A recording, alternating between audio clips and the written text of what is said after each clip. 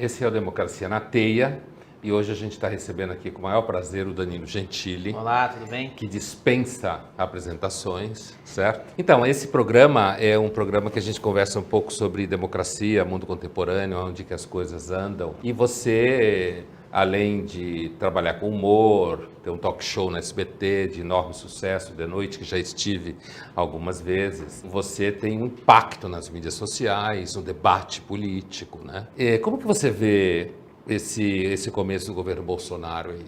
Como que você olha para isso, as reações? Eu acho que depende de qual aspecto, do governo em si ou das reações das pessoas? Os dois.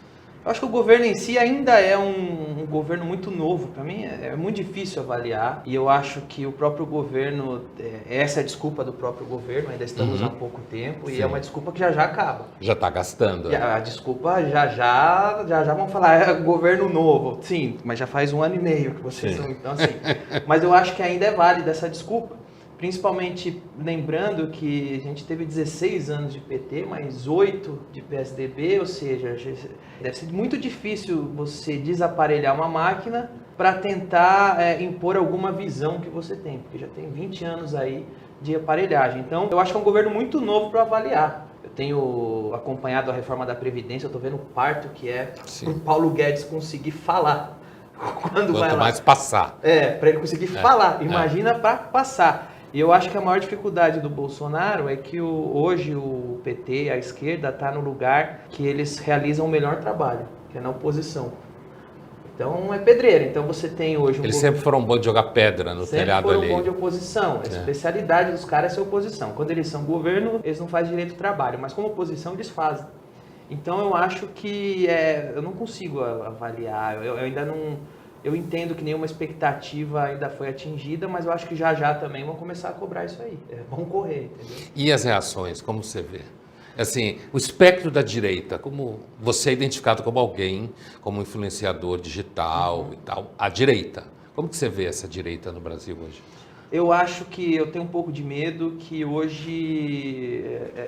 Na real, eu nunca saí da minha casa para ser influenciador digital de política. Eu nunca quis isso. Eu saí... Se vocês pegarem meus tweets, minhas postagens lá do início da minha carreira, de 1 ano atrás, eu saí para fazer piada. Eu comecei a me meter nessa quando eu percebi que quando eu fazia piada, eu recebia pedrada. Mas essa pedrada não era das pessoas, não era do meu público. Eu comecei alguns amigos de comédia pararam e se renderam, ajoelharam e falaram, para de jogar pedra. Eu quis entender de onde vinha a pedra. Eu entendi que vinha da militância politicamente correta. Sim. Eu entendi que eu falo uma coisa, de um lado ninguém liga. Se eu falar a mesma coisa do outro lado, aí tá uma pedrada. E aí eu fui querer entender o que era o politicamente correto, de onde vinha e tudo mais, e vi que é uma corrente progressista. É a militância progressista e é uma militância de esquerda. Então eu comecei a me opor muito, a provocar depois, só de raiva, você não pode mexer com o moleque. Aí só de raiva eu comecei a me opor, comecei a provocar mesmo. Falei, então vocês não querem que eu fale isso? Eu nem ligo para falar isso, mas já que vocês não querem, olha o que eu falo. Você foi estimulado pela reação deles. Exatamente. E quando eu fui ver, eu já estava sendo um cara colocado à direita, porque eu o tempo todo combati aquilo que estava combatendo a minha liberdade. Sim. De ser comediante, que era o politicamente correto, que era o progressismo, e eles eram muito organizados. Até eu entender o esquema, que existia uma militância virtual, que existia realmente uma corrente, que existia uma organização por trás daquilo que tentava se transvestir de opinião pública, mas não era, demorou um tempo. Então, eu hoje sou um opositor, assim, assumido do politicamente correto. Mas, ao mesmo tempo, eu sou um cara que eu também sempre deixei claro que eu prefiro o cidadão do que o político, principalmente se o político estiver eleito. Sim. Se eu tiver que escolher entre o Bolsonaro ou você, eu vou ficar com você. Sim. Agora, se você for eleito e eu tiver que escolher entre você e outra pessoa e ela que está na Câmara, eu vou ficar com ela. Então, na verdade, eu acho que o que eu sou eu gosto do Estado quieto, entendeu? Eu gosto do Estado não me enchendo o saco. E se o Estado vira de direita e começar a me encher o saco, eu falo também. Então, assim, você tem uma certa desconfiança com relação ao Estado se metendo na vida dos outros? Tenho muita desconfiança do Estado se metendo na vida dos outros e eu acabo sendo mais combativo com a esquerda, pelo menos até o momento, porque a esquerda, por natureza, é aquela corrente que clama por mais Estado. Sim. Ela quer mais Estado. Ela idolatra o político. Então, quando eu vejo que hoje existe uma militância de direita tentando idolatrar um político, eu já fico com o pé atrás, falo, mas aí também não. E você tem apanhado dos bolsominions em algum momento? Às vezes, quando eu falo coisas que eles não gostam, semana passada, mas olha só que exatamente hoje aconteceu isso. Semana passada, o TAS tinha me dito que ele tinha recebido um processo do Bolsonaro. Um processo civil, não é censura, porque a censura só pode vir do Estado. Era um particular para outro particular. O Bolsonaro, na época que era deputado, foi chamado de racista, homofóbico, e o TAS o processou. E eu me posicionei nas redes falando, hoje você é presidente, Bolsonaro. Veja bem, dentro da minha insignificância, eu não sou guru, não sou influenciador, dentro da minha insignificância ali como um cidadão normal, eu tuitei. Se eu fosse o presidente e eu tivesse processo contra jornalista ou contra civil, eu pararia com todos. Eu acharia nobre se o presidente abrisse mão desses processos. Porque ele virou uma instituição, não é mais uma pessoa. Porque hoje ele é o presidente. Eu tomei muita pedrada. Dos bolsominions? Muita pedrada dos bolsominions, pedrada pra caramba, fui xingado porque eu falei que se eu fosse, eu acharia legal o presidente retirar os processos. Hoje saiu uma notícia que ele pediu pros advogados retirar os processos que ele tem. Então funcionou. Não por tua causa, necessariamente, sei. Não sei se é uma coisa que eu já pensou antes, mas eu nem contei isso para dizer assim, eu sou um influenciador. Eu contei isso para dizer o seguinte, eu estava semana passada sendo apedrejado porque sugeri isso e o presidente fez isso. Então, significa que os bolsominions podem estar enganados com o próprio guru deles. Muitas vezes. Muitas vezes. Então, assim, eu olho com desconfiança todo mundo que começa a adorar político. Mas isso que você falou do teu olhar, por exemplo, uma certa desconfiança do tamanho do Estado, uma desconfiança de uma ingerência do Estado na vida das pessoas, politicamente correto, é uma ingerência no pensamento, na escrita, na arte, né? No humor e tal. Isso parece colocar você próximo de uma certa tradição liberal mesmo, né? Que é considerado de direita, centro-direita. Acredito que sim, eu acho que eu transito entre o liberal e o conservador, mas dependendo de alguns assuntos vão me jogar para a esquerda, dependendo de outros vão me jogar mais à direita. Você acha que ainda é feio ser chamado de direita no Brasil? Não, Danilo? não. Acabou esse lado feio assim? Eu acho que hoje é legal. Porque eu acho que hoje... Tá ficando cool. É contra a cultura. Hoje, ser de direita no Brasil. Eu acho, pelo menos até... Era mais um pouco antes do Bolsonaro ganhar. Entendeu? Agora, a partir do momento que a militância começa a lamber muito um lado, aí fica cool o outro lado. O legal é ser... A contracultura é ser do contra. Sim. Não tem como ser contra a cultura a favor. Mas ao mesmo tempo, voltando àquilo que eu citei há pouco, que foi a fala do ex-comandante das Forças Armadas, Vilas Boas, general... quando ele se referiu ao Olavo de Carvalho como o Trotsky, né, da direita no Brasil, à medida que você elege o governo de direita, isso ao mesmo tempo, do ponto de vista histórico do momento, isso vai fazendo com que as pessoas que se colocam contrárias ao Estado grande, ao politicamente correto, ao socialismo na economia, essas pessoas, portanto a direita, elas começam a ter, e os grupos, de fazer uma melhor identificação de si mesmas, não? No momento que você tem um presidente que é de direita, reconhecidamente de direita, você olha e diz assim, bom, ele é de direita, mas não tem nada a ver comigo. Sim. Ou tem a ver comigo. Então, isso você não acha que isso acaba produzindo um certo amadurecimento histórico para a direita? Né? Porque você olha e fala, fulano, Bolsonaro no caso, ele é de direita, eu também sou, mas eu não sou igual a ele, eu não penso igual a ele. Sim, sem dúvida. Eu acho que esse senso crítico, a direita tem mais que a esquerda. Porque eu acho que a esquerda pensa mais coletivista, eu acho que a direita pensa mais individual. Então, por isso que eu acho que vai ter sempre mais briga interna na direita do que na esquerda. Na esquerda, por isso que eu estranho quando tem uma coisa muito organizada na direita, fala, vocês estão me atacando no coletivo? Que negócio é esse? Eu sou só um indivíduo, entendeu? Então, eu acho que mais do que amadurecimento, gera uma coisa que não tinha no Brasil, que é o equilíbrio. Entre as posições políticas, você fala? Entre as posições políticas e entre a liberdade. As pessoas, eu acho que... artistas, eu vejo isso, um monte de artista do meu meio fala, pô, eu não gosto de comunismo, mas eu não posso falar porque eu sou da TV. A partir do momento que esse amadurecimento que você falou acontece, as pessoas ficam mais livres e aprendem a conviver também uma com a outra. A patrulha melhorou no seu meio, ideológica, da esquerda? A patrulha hoje ela está um pouquinho menor em número, mas mais intensa no objetivo. Eu vou explicar, eu consigo explicar por quê. Na época da Dilma, eles recebiam dinheiro. Sim. Eles tinham pessoas pagas. Eram mais ricos. Eles eram mais ricos, Uhum. eles tinham mais perfis, tinha gente que estava dentro do Senado que mudava a Wikipedia, que ficava tweetando, existia acampamentos de militância virtual do PT, então existia uma coisa paga e organizada. Quando a torneira fecha, eles ficam em menor número, porque muitos só estavam lá porque recebiam dinheiro. Sim, que nem o povo que ia pra passeata na Paulista em troca de lanche. Perfeito, a mortadela não tem mais. Porém, os que ficaram, os que aceitam trabalhar de graça, são mais violentos. Claro. Você tem a paixão maior, tá mais decidido a acabar com você. Então é essa a realidade hoje. Isso acontece dentro da classe artística? Bastante, assim, né? bastante, pô, bastante. Academia muito. Não, intelectuais. A ponto de, como eu recebi uma censura estatal, essa sim, uma censura oficial do Estado, que a Maria do Rosário me mandou através do Poder Legislativo, ela conseguiu a minha condenação à prisão. E eu tive colega comediante, como o Márcio Smelling, dizendo que tá certo, a prisão tá certa. Então, assim, quando a censura vem da esquerda, se relativiza a censura, e o seu colega de comédia, que você mesmo defende, que eu apareço em público defendendo, eu não vou mudar meu discurso. Se um dia, por exemplo, o Gregório, o Márcio Smelling, qualquer pessoa de esquerda tiver um problema do Estado, uma censura oficial como eu tive, eu vou me posicionar como eu me posiciono. Só que quando vem da esquerda, eles relativizam. E eles dão razão para a censura, não para o comediante. Você sabe que na tradição filosófica liberal conservadora, como eles falam na Inglaterra, uma constante é a ideia de que antes do tema político vem um tema moral. Exatamente. Né? Então, assim, você tem a impressão, eu tenho às vezes, checando a tua percepção, de que às vezes a esquerda tem atitudes moralmente duvidosas. Vou te dar um exemplo no âmbito do humor. Uhum. Você estava citando aí há pouco.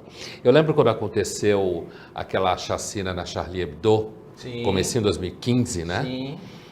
Eu lembro que, então, muita gente escreveu sobre isso, inclusive humoristas escreveram.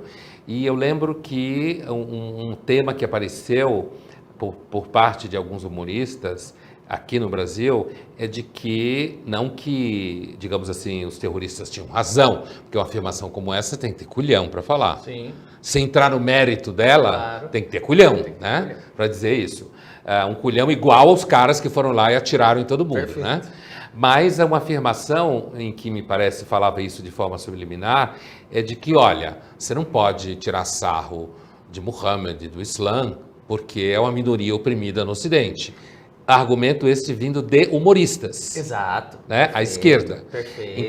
Então é uma coisa assim, você só pode tirar sarro de homem branco, heterossexual e tal e tal. Você não acha isso moralmente meio duvidoso? A gente pode assim? conseguir até uma coisa bem... Você não pode tirar sarro de religião, do Maomé. Mas se você for na Avenida Paulista, pegar um crucifixo e enfiar no rabo, aí pode. Sim, porque é da religião que a listinha permite. Porque é uma religião opressora. Exatamente. Então, eles definem quem é o opressor. A moral deles é muito duvidosa. Tem uma parte muito boa.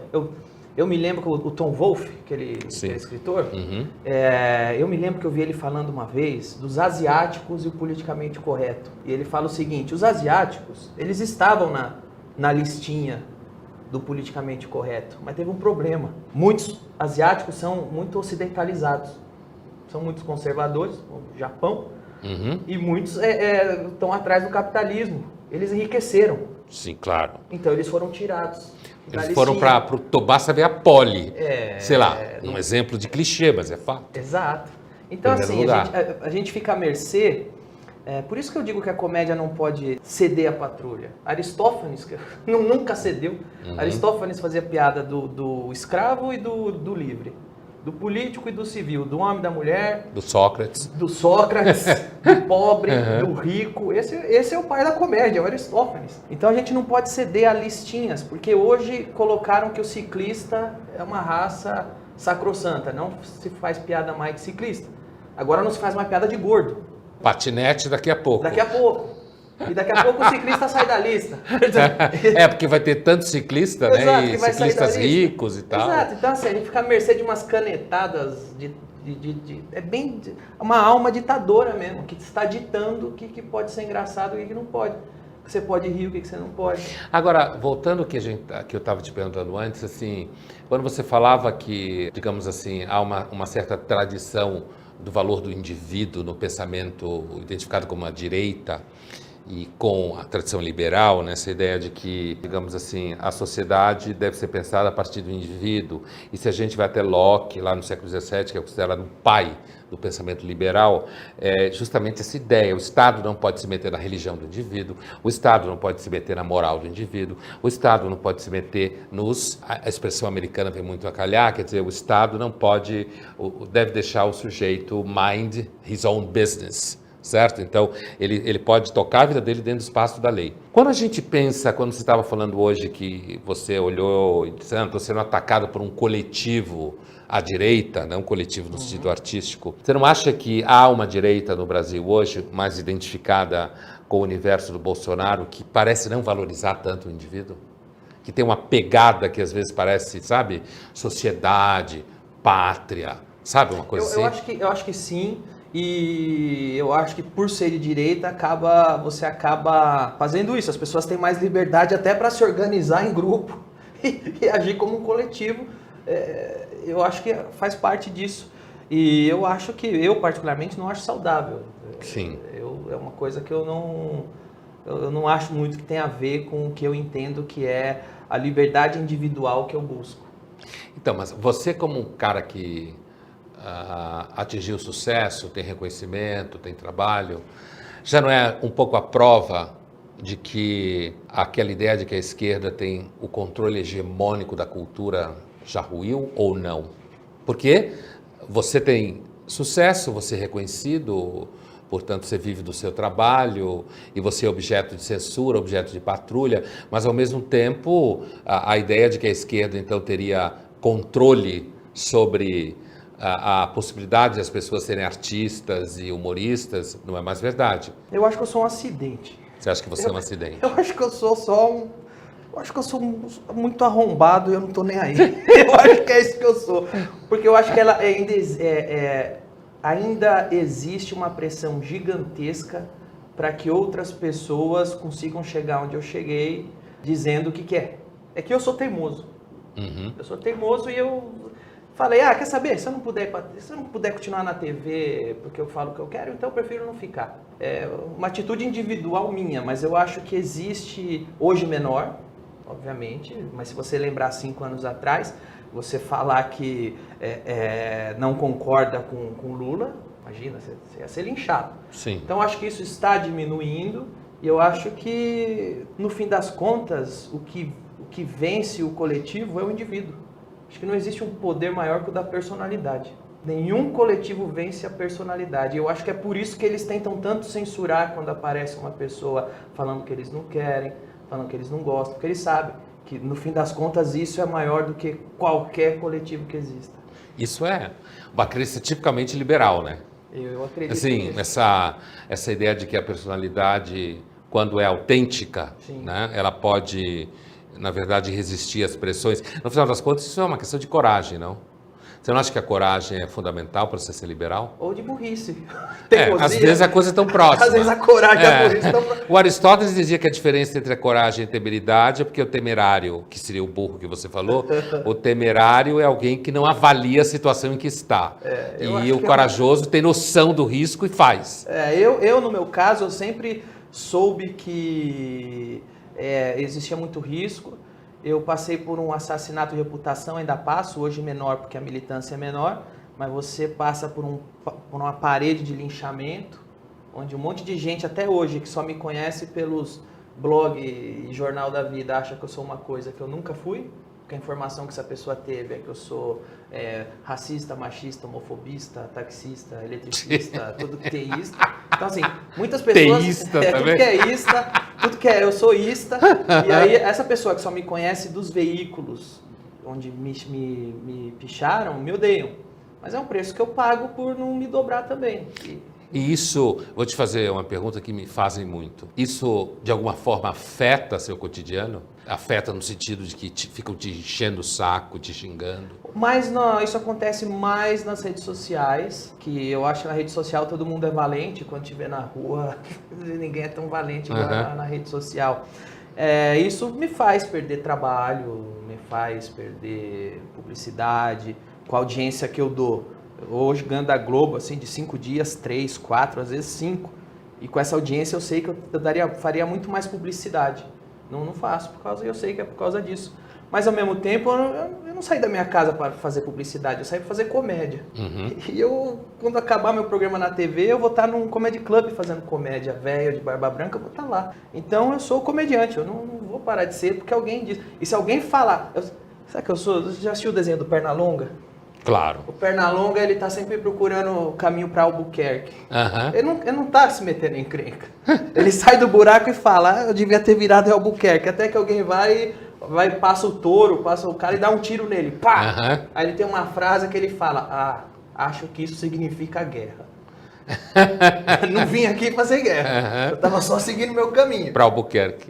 Só queria virar para Albuquerque. Agora, você me dá uma paulada na cabeça, me dá um tiro, então vamos ver. Quer dizer, o fato de tirarem, acho que isso é uma coisa, em muitas discussões sobre censura, você deu o exemplo, tipo, não ter tanta publicidade quanto poderia ter. Isso é uma forma de censura indireta, né? Muito. Que o próprio mercado faz sobre você. Isso parte de colegas, por exemplo, quando eu te falei que o Márcio Smelling disse para uma plateia que ele falou, não, eu sim faço humor responsável. Diferente dele, ele fez coisas erradas, tem que arcar com a consequência, ou seja, ser preso, porque fui condenado à prisão. Ele estava num evento do mercado falando isso. Era um evento do mercado, de conteúdo, e ele falou isso para uma plateia de pessoas. Quando, por exemplo, um anunciante fecha comigo, a militância vai lá no Facebook, na rede do anunciante e fala, não fecha com esse cara que ele é machista. Fascista. Ele é fascista. Uma vez eu fechei um patrocínio em Curitiba, peguei o avião, cheguei em São Paulo, o cara me ligou e fechou o patrocínio. Gente, cancelou. Não quer mais. Falei, por quê? Pô, olha o que você fala do estupro da menina do Rio de Janeiro. Eu falei, quê? Peraí, o que aconteceu? Lembra aquele estupro grupal que teve no Rio de Janeiro, daquela menina? Sim.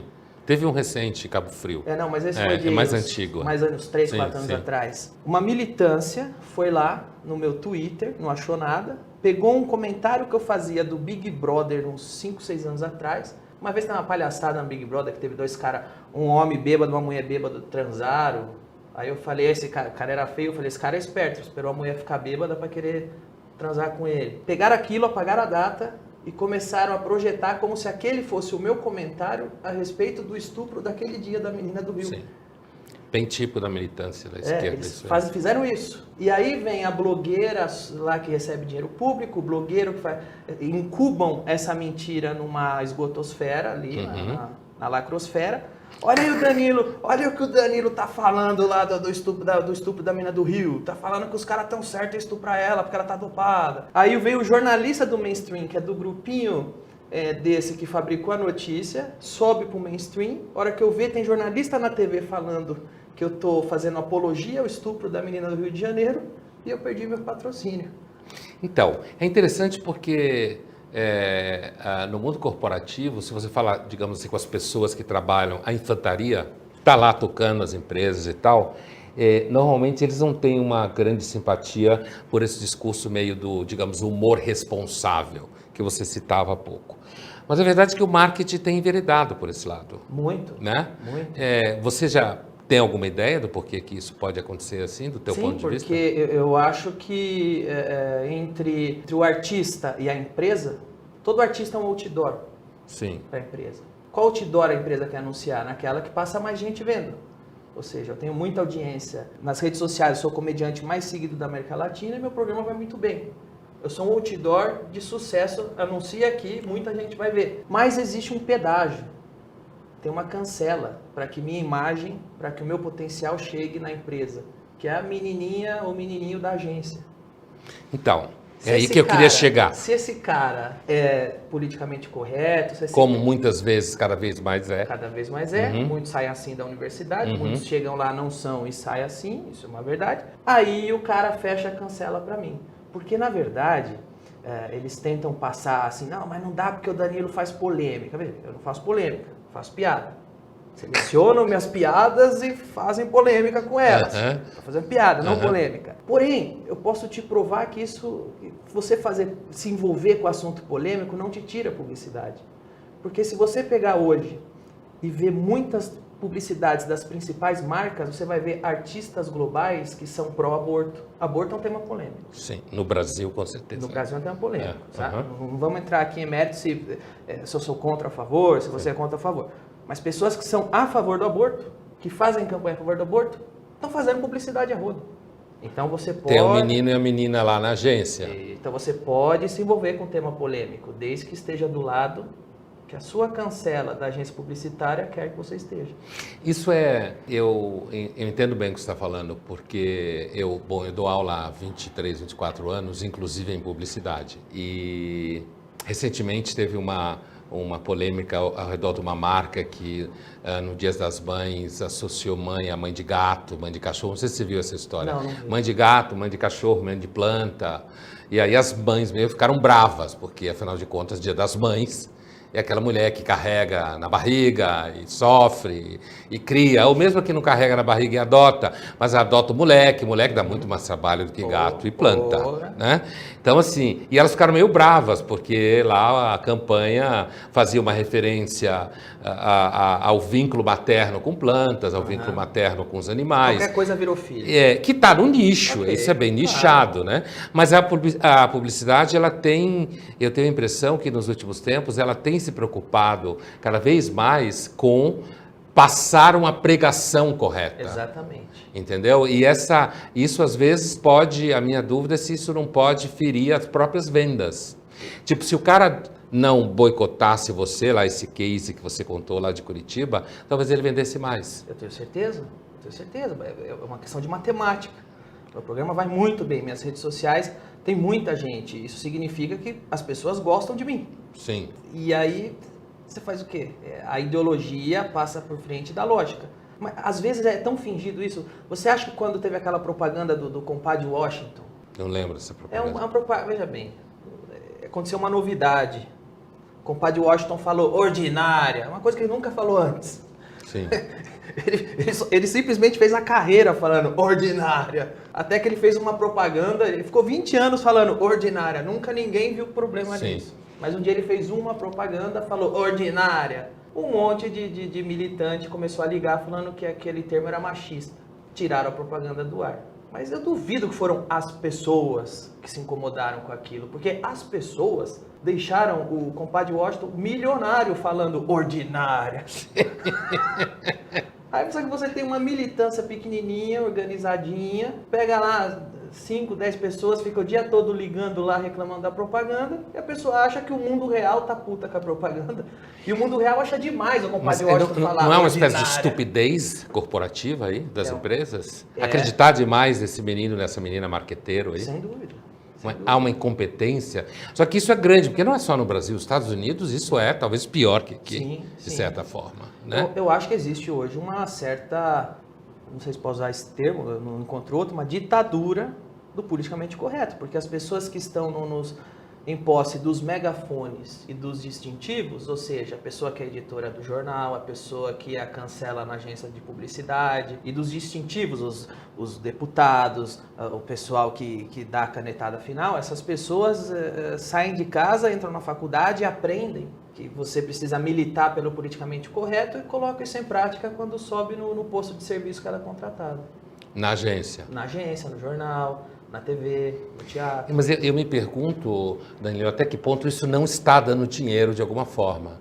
Porque ou é uma anomalia do capitalismo, uma anomalia que em algum momento a gente vai saber o que acontece, ou há aí em algum espaço isso está dando dinheiro. Porque eu lembro uma vez, alguns anos atrás, numa agência, eu tinha sido contratado para fazer uma consultoria sobre, se não me engano, era produtos de beleza ou shampoo feminino, alguma coisa assim. Isso já tem um tempo e a agência estava com o setor dela de mídias sociais, isso deve ter, 5, 6 anos, mídias sociais estava começando a bombar, digamos assim.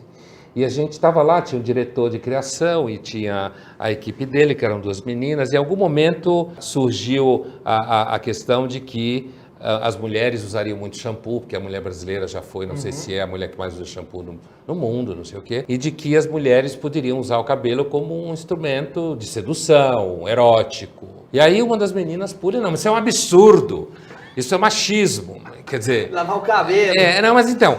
Coisa horrível, ela vai lavar o cabelo, ela acredita. Então, assim, a pergunta é, em que medida essa menina que gritou, mas isso é machismo, que ela deve ter aprendido na escola, na universidade, essa fala dela representa o que de fato essas mulheres estão na cabeça quando tratam do cabelo e balançam o cabelo e usam o cabelo como instrumento de sedução, certo?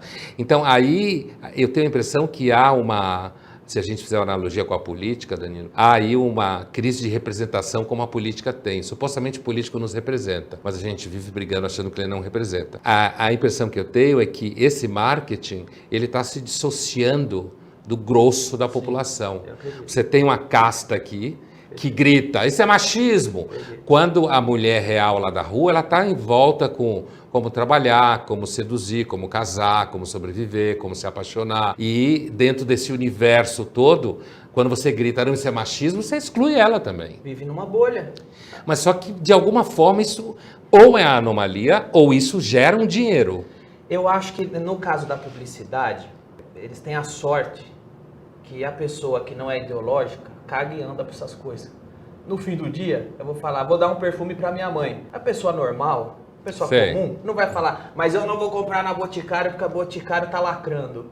A pessoa fala, parte de Boticário e fala, vai ver aquela propaganda lá, que bosta, hein? Deixa eu comprar um perfume pra minha mãe, dá um perfume pra minha mãe, top. Segundo, a Coca-Cola não vai deixar de vender Coca-Cola porque está lacrando, porque as pessoas normais, que não são chatas, e essa, graças a Deus, é a maioria, não deixa de comprar Coca-Cola porque colocaram lá... sei lá o que, sabe? Um cara que acha que é unicórnio pelo direito dele ser um unicórnio. Então, a pessoa não vai deixar de comprar. Porque as pessoas são normais. Doente é quem fez a propaganda. Então, eu acho que a publicidade tem isso. Porém, quando isso é aplicado, não numa Coca-Cola, mas num produto que precisa ser vendido, fracassa. Eu te dou um exemplo. História em quadrinho. Se você fizer uma pesquisa, o universo Marvel, em determinado momento, começou a lacrar. Fizeram lá que o Capitão América é nazista. Descobriu-se que o Capitão América sempre foi nazista. Pô, caramba, velho. Faz 70 anos que ele é o Capitão América porque venceu o Hitler e agora ele é nazista. Começam a colocar o discurso esquerdista. Então começam a lacrar. O Capitão América agora é nazista. Agora quem manda é a Miss Marvel, ela é lésbica. A Capitã Marvel. Agora o Homem de Ferro é mulher e negra. O que acontece com as vendas? Cai. Quando cai, aí o Homem de Ferro volta a ser homem. O Capitão América volta a ser o Capitão América. Então você acha que há uma dissociação mesmo do que esses marqueteiros que... As pessoas estão completamente desassociadas do mundo real. Eu posso falar dissociadas. No universo do humor. O universo do humor. Você tem lá o programa, por exemplo, do Márcio Smelling, o cara lacra. Põe o programa na quinta, perde feio pro Carlos Alberto, que tem aquele programa que ele tá lendo o jornal na praça há 30 anos fazendo as piadas. Então, eu acho que as pessoas rejeitam, não querem. Eu acho que as pessoas rejeitam quando vê que você está doutrinando, que você quer passar a mensagem. No caso da publicidade, estamos lidando com um produto que ninguém é doente também para deixar de tomar Coca-Cola, porque... Você sabe que uma vez eu parei no posto de gasolina, perto de casa, e o frentista olhou para mim e falou assim, o senhor daquele esboço lá do Jornal da Cultura, né? Sou e tal. Aí ele falou assim, olha, o senhor fala lá para seus amigos, o senhor lá, vocês ficam lá falando que ladrão é ladrão porque é pobre? Na minha família é todo mundo pobre, não tem nenhum ladrão não, tá? É bem isso que você está falando.